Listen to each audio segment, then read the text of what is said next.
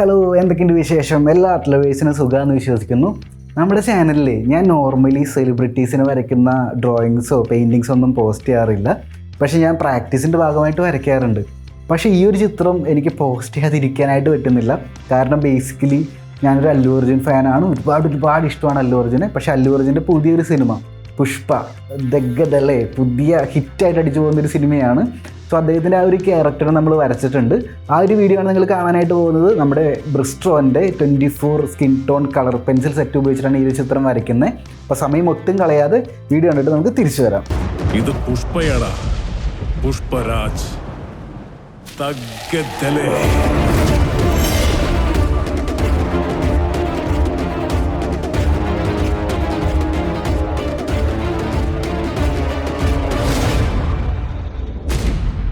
പുഷ്പ എന്ന് പറഞ്ഞ ഫ്ലവർ അല്ലടാ, ഫയറാടാ. A3 പേപ്പറിലാണ് ഈ ഒരു ചിത്രം വരച്ചിരിക്കുന്നത്. നമ്മൾ സാധാ ഒരു പെൻസിൽ ഉപയോഗിച്ചിട്ട് ആദ്യം ഔട്ട്ലൈൻ ഇട്ടു. ഗ്രിഡ് ഇല്ലാതെ ഫ്രീ ഹാൻഡായിട്ടാണ് ഔട്ട്ലൈൻ ഇട്ടത്. അത് കഴിഞ്ഞ് നമ്മുടെ പെൻസിൽ ഞാൻ യൂസ് ചെയ്യാനായിട്ട് തുടങ്ങി.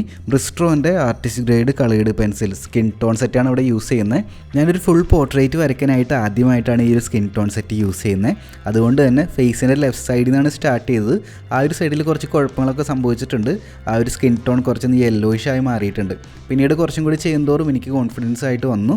പക്ഷേ ഞാൻ ഇത്ര നാൾ ശീലിച്ചത് സ്കിൻ ടോൺ ഉണ്ടാക്കാനായിട്ട് ഡിഫറെൻറ്റ് കളേഴ്സ് മിക്സ് ചെയ്യുന്ന ഒരു പ്രോസസ്സായിരുന്നു കളർ പെൻസിൽ ഉപയോഗിച്ചിട്ട്. അപ്പോൾ താടിയുടെ ഭാഗങ്ങളിൽ ഗ്രീൻ കളറൊക്കെ മിക്സ് ചെയ്യാറുണ്ട്. അപ്പോൾ അങ്ങനത്തെ കുറച്ച് കളേഴ്സിൻ്റെ കുറവ് ഈ ഒരു സെറ്റിൽ കാണുന്നുണ്ട്. പിന്നെ ഞാനിവിടെ നിങ്ങൾക്ക് കാണുന്ന പോലെ തന്നെ ഞാനിവിടെ സ്കിന്നിൻ്റെ ആ ഒരു ടെക്സ്ചർ കിട്ടാനായിട്ട് വൈറ്റ് ജെൽ പെൻ യൂസ് ചെയ്തിട്ടുണ്ട്. ഇതിൽ ഏറ്റവും കൂടുതൽ ടൈം ചിലവഴിച്ചത് ഹെയർ ചെയ്യാനായിരുന്നു. കാരണം ഹെയർ നല്ല രീതിയിൽ സ്മൂത്തായിട്ട് കിട്ടേണ്ട ഒരു ആവശ്യം ഈ ഒരു ചിത്രത്തിനുണ്ട്. ഈ ഒരു ചിത്രത്തിൻ്റെ ഏറ്റവും മെയിൻ പ്രത്യേകത ഹെയറും വളർന്നിരിക്കുന്ന താടിയൊക്കെയാണ്. അല്ലു അർജുൻ കുറേ നാളുകൾക്ക് ശേഷം ഒരു ഡിഫറെൻറ്റ് ഗെറ്റപ്പായിട്ട് വരുന്നൊരു ചിത്രമാണ് പുഷ്പ എന്ന് പറയുന്നത്. ഞാനിത് തിയേറ്ററിൽ പോയി തന്നെ കണ്ടിട്ടുണ്ടായിരുന്നു. പിന്നീട് നമ്മുടെ ആമസോണിലൊക്കെ വന്ന സമയത്ത് വീണ്ടും റിപ്പീറ്റ് വാച്ച് ചെയ്യുന്നൊരു മൂവി തന്നെയാണ് പുഷ്പ. ഞാൻ പണ്ടേ ഒരു അല്ലു അർജുൻ ഫാനാണ്. നിങ്ങൾക്ക് തന്നെ അറിയാമെങ്കിൽ എൻ്റെ ഫേസ്ബുക്കിൻ്റെ പ്രൊഫൈൽ നെയിം കൊടുത്തിരിക്കുന്നത് ബണ്ണി എന്നാണ്. സോ സ്കൂൾ കാലം മുതൽ അല്ലു അർജുൻ കേരളത്തിൽ തരംഗമായ ടൈം മുതൽ ഞങ്ങൾ കുറച്ച് ഫ്രണ്ട്സ് കട്ട അല്ലു അർജുൻ ഫാൻസാണ്. അപ്പോൾ അതിൽ എനിക്കിപ്പോൾ ഓർത്തെടുക്കാൻ പറ്റുന്നൊരു ഫ്രണ്ട് ബിജിൻ ആണ്. ബിജിൻ എൻ്റെ സ്കൂൾ കാലഘട്ടത്തിലെ ക്ലാസ്മേറ്റ് ആണ്. സോ ഞങ്ങളൊക്കെ ഒരുമിച്ച് എപ്പോഴും എല്ലാ അല്ലു അർജുൻ സിനിമകൾക്ക് പോകാറുണ്ട്. അല്ലു അർജുനെ കുറിച്ച് ഡിസ്കസ് ചെയ്യാറുണ്ട്. അല്ലു അർജുൻ്റെ ഇൻ്റർവ്യൂസ് ഒരുപാട് കാണാറുണ്ട്. നമ്മുടെ ഈ കളർ പെൻസിൽ പോർട്രേറ്റിൻ്റെ കൂടുതൽ വിശേഷങ്ങളിലേക്ക് കടക്കുമ്പോൾ ചെറിയൊരു അനൗൺസ്മെൻ്റ് ഉണ്ട്. നമ്മുടെ കയ്യിലുള്ള കളർ പെൻസിൽ കൊണ്ട് തന്നെ അത് ഏത് റേഞ്ചുള്ള കളർ പെൻസിലായാലും കുറച്ച് ടെക്നിക്സും കാര്യങ്ങളെല്ലാം അറിഞ്ഞിരുന്നു കഴിഞ്ഞാൽ വളരെ ബ്യൂട്ടിഫുള്ളായിട്ട് ഒരുപാട് ചിത്രങ്ങൾ വരയ്ക്കാനായിട്ട് സാധിക്കും.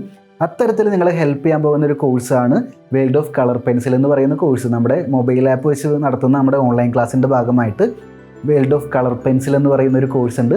20 ദിവസം നീണ്ടു നിൽക്കുന്ന 10 ചാപ്റ്ററുള്ളൊരു കോഴ്സാണ് world of colour pencil course. അതിൻ്റെ അഡ്മിഷൻസ് ഓപ്പൺ ആയിട്ടുണ്ട്. സോ നിങ്ങൾക്ക് കളർ പെൻസിൽ ഉപയോഗിച്ച് നല്ല രീതിയിൽ ചിത്രങ്ങൾ വരയ്ക്കണമെന്ന് ആഗ്രഹമുള്ളവർക്ക്, ഒരുപാട് സബ്ജക്റ്റുകൾ വരച്ച് പ്രാക്ടീസ് ചെയ്യണം, നിങ്ങളുടെ കഴിവുകൾ ഇമ്പ്രൂവ് ചെയ്യണമെന്ന് ആഗ്രഹമുള്ളവർക്ക് വേണ്ടിയിട്ടുള്ള കോഴ്സാണിത്. ഡിസ്ക്രിപ്ഷനിൽ ഈ കോഴ്സിൻ്റെ ലിങ്ക് ഇട്ടിട്ടുണ്ട്. അതിൽ ക്ലിക്ക് ചെയ്ത് കഴിഞ്ഞാൽ വാട്സപ്പിലൂടെ നമ്മുടെ അഡ്മിഷൻ ടീമിനെ കോൺടാക്ട് ചെയ്യാനായിട്ട് സാധിക്കും. അവർ നിങ്ങളുടെ ഡീറ്റെയിൽസ് എല്ലാം കളക്ട് ചെയ്തിട്ട് കോഴ്സിൻ്റെ ഫുൾ ഡീറ്റെയിൽസ് നിങ്ങൾക്ക് അയച്ചു തരുന്നതായിരിക്കും. അത് നോക്കി നിങ്ങൾക്ക് ഇൻട്രസ്റ്റ് ഉണ്ടെങ്കിൽ കോഴ്സിൽ ജോയിൻ ചെയ്യാനും സാധിക്കും. കോഴ്സിൽ ജോയിൻ ചെയ്യുന്നവർക്ക് വാട്സപ്പിലൂടെയുള്ള എൻ്റെ ഡൗട്ട് ക്ലിയറിംഗ് സപ്പോർട്ട് ഉണ്ടായിരിക്കുന്നതാണ്. അപ്പോൾ world of colour pencil and A to Z pencil drawing course 2 കോഴ്സിൻ്റെ അഡ്മിഷൻസ് ഓപ്പൺ ആണ്. താല്പര്യമുള്ളവർ എന്തായാലും ജോയിൻ ചെയ്യാം. നമുക്ക് ഓൺലൈൻ ക്ലാസ്സിൽ നേരിട്ട് കാണാം. അപ്പോൾ എന്തായാലും നമ്മുടെ ഡ്രോയിങ് കണ്ടിന്യൂ ചെയ്യാം.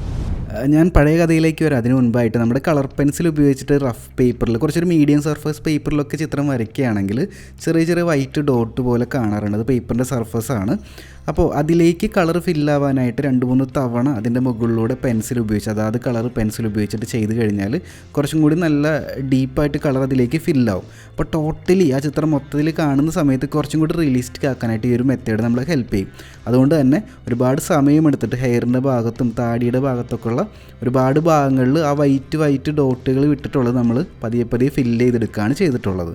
ഇനി ഞാൻ നമ്മുടെ കളർ പെൻസിലിനെ കുറിച്ച് പറയാം. ഇത് നേരത്തെ പറഞ്ഞ പോലെ തന്നെ ബ്രിസ്ട്രോ ആർട്ടിസ്റ്റ് കളേർഡ് പെൻസിൽ സെറ്റാണ്. 24 സ്കിൻ ടോണിൻ്റെ ഒരു സെറ്റാണ് ഇത് വരുന്നത്.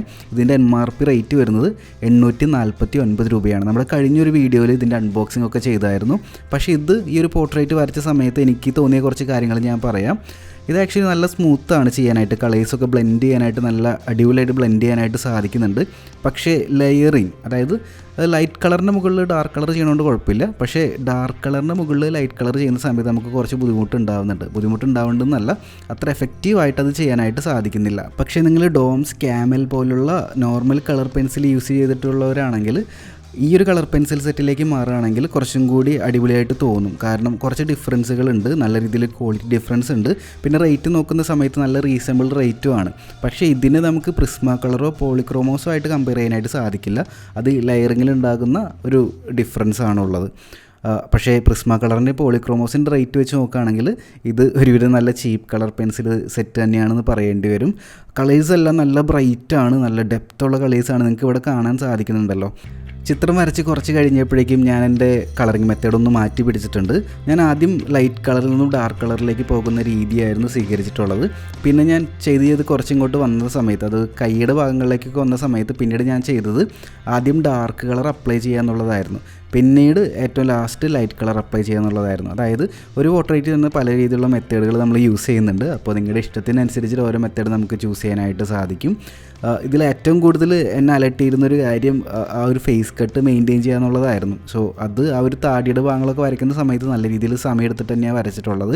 പിന്നീട് അദ്ദേഹത്തിൻ്റെ കയ്യിൽ ആ ഓർണമെൻറ്റ്സും കാര്യങ്ങളൊക്കെ നല്ല രീതിയിൽ ഒബ്സർവ് ചെയ്ത് വരച്ചിട്ടുണ്ട്. അപ്പോൾ നമ്മുടെ ബാക്ക് ടു സ്റ്റോറിയിലേക്ക് വരാം. അല്ലു അർജുൻ എൻ്റെ ലൈഫിനെ ഒരുപാട് സ്വാധീനിച്ചിട്ടുണ്ട്. അതിലൊരു ഇൻസിഡൻറ്റ് പറയുകയാണെങ്കിൽ, അല്ലു അർജുനെ നേരിട്ട് കാണാനായിട്ട്, ദൂരെ നിന്ന് നേരിട്ട് കാണാൻ ഒരു അവസരം ഉണ്ടായിരുന്നു. ലുലു മാളിൽ ഒരു സമയത്ത് ഒരു സിനിമയുടെ പ്രൊമോഷന് വേണ്ടി അല്ലു അർജുൻ വന്നിട്ടുണ്ടായിരുന്നു. അപ്പോൾ ഞാനും ഫ്രണ്ട് വിനുവും കൂടിയിട്ട് അല്ലു അർജുനെ നേരിട്ട് കാണാനായിട്ട് പോയിട്ടുണ്ടായിരുന്നു. ആ സമയത്ത് ബണ്ണി എന്ന് ഞാൻ ഉറക്കെ വിളിച്ച് പറഞ്ഞ സമയത്ത് അല്ലു അർജുൻ തിരിഞ്ഞ് കൈ കാണിച്ച് ഒരു ഫ്ലൈയിങ് കിസ്സൊക്കെ തന്നായിരുന്നു. അത് ഞാനന്ന് പോലും പുള്ളിക്ക് അറിയില്ല, പക്ഷേ ആരോ ഒരാൾ വിളിച്ച് പറഞ്ഞ സമയത്ത് പുള്ളി റിയാക്ട് ചെയ്തതാണ്.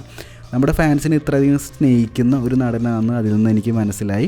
അദ്ദേഹം പബ്ലിക്കിൽ ബിഹേവ് ചെയ്യുന്ന രീതി, ഇൻ്റർവ്യൂ കൊടുക്കുന്ന രീതി, എപ്പോഴും കൂളായിട്ടിരിക്കുന്ന രീതിയൊക്കെ ഞാൻ ഒരുപാട് ഒബ്സർവ് ചെയ്തിട്ടുണ്ട്. എൻ്റെ ഒരു ക്യാരക്ടർ ബിൽഡിങ്ങിലും എൻ്റെ ഒരു പേഴ്സണൽ സ്റ്റൈലിങ്ങിലും ആറ്റിറ്റ്യൂഡ് ബിൽഡിങ്ങിലൊക്കെ ചെറുപ്പം മുതലേ സ്വാധീനം ചെലുത്തിയ ഒരു സെലിബ്രിറ്റി ആരാന്ന് ചോദിച്ചു കഴിഞ്ഞാൽ ഓരോരോ ആൻസറേ ഉള്ളൂ, അല്ലു അർജുൻ. അതുകൊണ്ടാണ് എൻ്റെ ഇൻസ്റ്റാഗ്രാം പ്രൊഫൈലും ഫേസ്ബുക്ക് പേജിലൊക്കെ ബണ്ണി സച്ചിൻ ഇട്ടിരിക്കുന്നത്. പണ്ട് മുതലൊരു ഡൈ ഹാർഡ് അല്ലു അർജുൻ ഫാനായിരുന്നു. അപ്പോൾ ഈ ചിത്രം വരയ്ക്കുന്ന സമയത്ത് ഇതിൻ്റെ എല്ലാത്തിൻ്റെ ഓർമ്മകൾ എന്നിലൂടെ കടന്നു പോകുന്നുണ്ടായിരുന്നു. ഒരുപാട് എൻജോയ് ചെയ്തിട്ടാണ് ഈ ചിത്രം വരച്ചത്. ഞാൻ നോർമലി സെലിബ്രിറ്റീസിനെ വരയ്ക്കാറില്ല, പക്ഷേ ഇനി മുതൽ വരച്ച് തുടങ്ങണം എന്നൊക്കെ ആഗ്രഹമുണ്ട്. അത് എനിക്ക് നല്ലൊരു എക്സ്പീരിയൻസ് തരുന്നുണ്ട്. കൂടാതെ എനിക്ക് നല്ലൊരു പ്രാക്ടീസ് മെത്തേഡും കൂടിയാണ് ഇതുപോലെ ചിത്രങ്ങൾ വരച്ച് പ്രാക്ടീസ് ചെയ്യുന്ന സമയത്ത്. ഏകദേശം ഒരു 4 മണിക്കൂറിൽ കൂടുതൽ ഈ ചിത്രം വരയ്ക്കാനായിട്ട് എടുത്തിട്ടുണ്ട്. 2-3 ദിവസങ്ങളായിട്ടാണ് വരച്ചിട്ടുള്ളത്.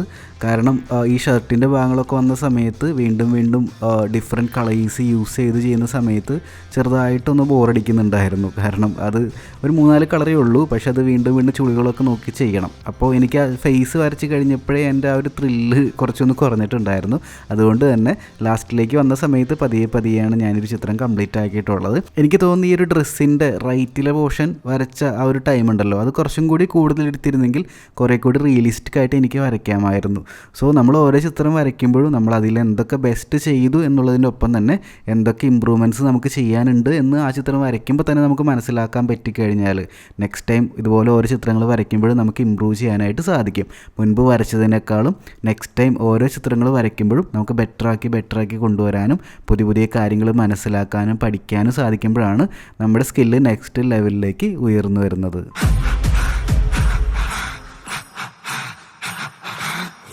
അപ്പോൾ ഇന്നത്തെ വീഡിയോ നിങ്ങൾക്ക് ഇഷ്ടപ്പെട്ടെന്ന് വിചാരിക്കുന്നു.